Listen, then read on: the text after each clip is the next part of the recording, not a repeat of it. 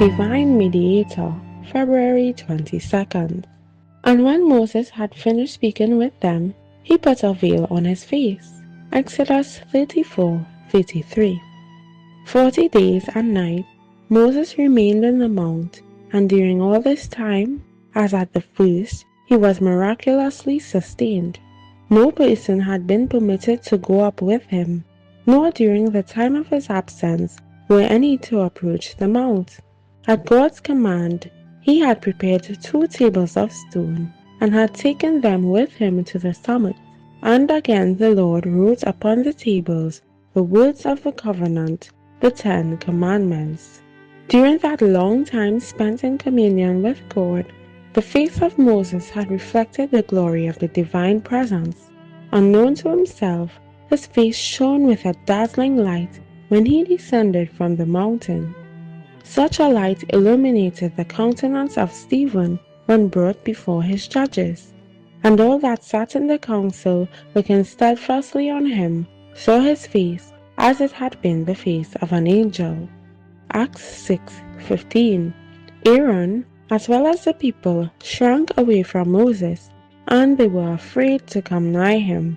Seeing their confusion and terror, but ignorant of the cause, he urged them to come near. By this brightness, God designed to impress upon Israel the sacred, exalted character of his law, and the glory of the gospel revealed through Christ. While Moses was in the mount, God presented to him not only the tablets of the law, but also the plan of salvation. He saw that the sacrifice of Christ was prefigured by all the types and symbols of the Jewish age, and it was the heavenly light streaming from Calvary, no less than the glory of the law of God, that shed such a radiance upon the face of Moses.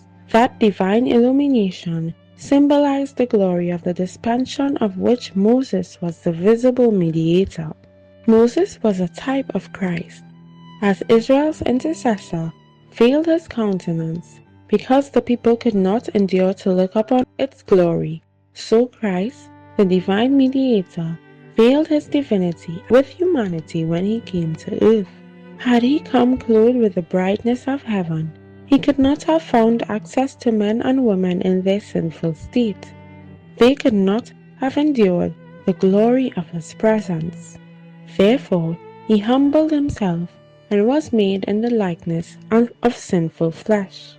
Romans 8:3. That he might reach the fallen race and lift them up. Patriarchs and Prophets 329 and 330. Further reflection. Do I possess the glow that comes from obedience to God's sacred law? From Jesus, Name Above All Names, page 61.